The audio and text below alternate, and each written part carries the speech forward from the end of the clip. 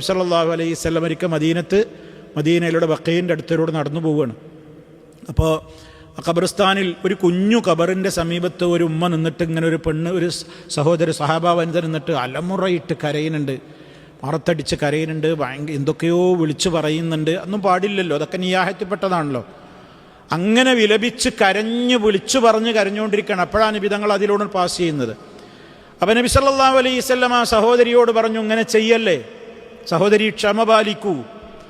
അപ്പം ആ സഹോദരിക്ക് തന്നെ ഉപദേശിക്കുന്ന വ്യക്തിത്വത്തെ മനസ്സിലായിട്ടില്ല, അള്ളാൻ്റെ റസൂലാന്ന് മനസ്സിലായില്ല. അതുകൊണ്ട് തന്നെ അവർ ആ സമയത്തുള്ള അവരുടെ ആ ക്ഷോഭം പെട്ടെന്ന് തന്നെ പ്രവാചകനോട് തിരിച്ചടിച്ച് മറുപടിയാണ് പറഞ്ഞത്. എനിക്ക് വന്ന സങ്കടം നിങ്ങൾക്കായിരുന്നുവെങ്കിൽ ഇതിലപ്പുറമുണ്ടാകുമായിരുന്നു. നിങ്ങൾ നിങ്ങളുടെ വഴിക്ക് പൊയ്ക്കോളൂ, നിങ്ങൾ നിങ്ങളുടെ പാട് നോക്കിപ്പോ, എന്നോട് ഉപദേശിക്കാൻ നിൽക്കണ്ടാതെ, എനിക്ക് പറ്റിയ നിങ്ങൾക്കാണ് ഇതിലപ്പുറം ഉണ്ടാവും എന്നുള്ള രൂപത്തിൽ സംസാരിച്ചു ആ സഹോദരി. നബി തങ്ങളാന്ന് അറിയില്ല. കുറച്ച് കഴിഞ്ഞപ്പോൾ ഒരാൾ വന്നിട്ട് അവരോട് പറഞ്ഞു, നിങ്ങൾ ആരോടാ സംസാരിച്ചത്, നിങ്ങൾ ആരോടാ കയർത്ത് സംസാരിച്ചത്? റസൂലുള്ളാഹി സ്വല്ലല്ലാഹു അലൈഹി വസല്ലം, അള്ളാൻ്റെ റസൂലാണത്. ആ സഹോദരിക്ക് വല്ലാത്ത വിഷമായി, വല്ലാത്ത സങ്കടമായി. നബി സല്ലല്ലാഹു അലൈഹി വസല്ലമിൻ്റെ പോയ വഴിക്ക് പിന്നാലെ ഓടി മുത്ത് മുസ്തഫായുടെ വീട്ടിലെത്തിയിട്ട് അവിടേക്ക് ചെന്നിട്ട് അനുവാദം ചോദിച്ചൊരു പ്രവാചകൻ പുറത്തു വന്നപ്പോൾ പറഞ്ഞു, നബിയേ, എനിക്ക് ആള് മാറിപ്പോയി, തെറ്റുപറ്റിപ്പോയി, അങ്ങയോട് അരുതാത്തത് ഞാൻ പറഞ്ഞിരിക്കുന്നു. നബി സല്ലല്ലാഹു അലൈഹി വസല്ലം പറഞ്ഞു, സാരല്ല, അതൊന്നും പ്രശ്നമില്ല. പക്ഷേ അവിടെ ഒരു ഉപദേശം കൊടുത്തു. അപ്പോഴാണ് ഈ വാചകം, ഇന്നമസ്സബ്റു ഇൻദ സ്വദമത്തിൽ ഊല. ഫസ്റ്റ് ഷോക്കിൻ്റെ ഘട്ടത്തിലാണ് ക്ഷമ, അപ്പോൾ മാത്രമാണ്.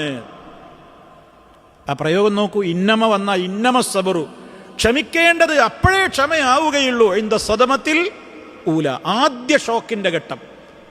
അങ്ങനെയുള്ളത് എല്ലാവർക്കും അത് ആലോചിച്ചാൽ അറിയാലോ. നമ്മളൊരു ഏറ്റവും ദുഃഖകരമായി നമുക്ക് പ്രയാസമുള്ളൊരു വാർത്ത, ആരുടെയെങ്കിലും മരണമാവട്ടെ, എന്താവട്ടെ, അള്ളാഹു നമ്മളെല്ലാവരെയും കാത്തുരക്ഷിക്കുമാറാകട്ടെ. ആ നിലക്കുള്ള എന്തെങ്കിലും നമുക്ക് ഒരു ഫസ്റ്റ് ന്യൂസിന് കിട്ടുമ്പോഴാണ് ചിലർ തളർന്നാണ് വീഴും, ചിലർ അങ്ങനെ തന്നെ ബോധരഹിതരാകും, ചിലർ വല്ലാതെ വയലൻ്റാവും, പിന്നെ ചിലർ മറത്തടിക്കും, ചിലർ വല്ലാതെ അട്ടഹസിച്ച് കരയും. അങ്ങനെയൊക്കെ നിബിധങ്ങൾ പറയും, അപ്പോഴാണ് ക്ഷമ. കാരണം സ്വാഭാവികമായിട്ടും മണിക്കൂറുകൾ പിന്നിട്ട്, ദിവസങ്ങൾ പിന്നിട്ട് കഴിയുമ്പോൾ എത്ര നമുക്ക് മനസ്സിൽ വലിയ രൂപത്തിലുള്ള ആഘാതമേൽപ്പിച്ചൊരു സംഗതിയാണെങ്കിൽ പോലും ഒക്കെ മനുഷ്യൻ മറക്കും. മറക്കാതെ പറ്റുമോ? ദുന്യാവല്ലേ, പിന്നെ ദുന്യാവിന് നിലനിൽപ്പുണ്ടോ? ഇവിടെ നമ്മൾ മരിച്ച ആ സമയത്തുള്ള, അല്ലെങ്കിൽ നമുക്ക് ഫസ്റ്റ് ഷോക്ക് ഉണ്ടായ ആ സമയത്തുള്ള അതേ മാനസിക നിലവാരത്തിൽ തുടർന്നും ജീവിക്കാൻ ഒരാളെ കൊണ്ട് കഴിയൂലല്ലോ. അപ്പം റബ്ബ് തരുന്നൊരു നിഅമത്താണത്, ഒരു റഹ്മത്താണത്. നമ്മുടെ എത്ര വലിയ സങ്കടമാണ് നീങ്ങിപ്പോകും.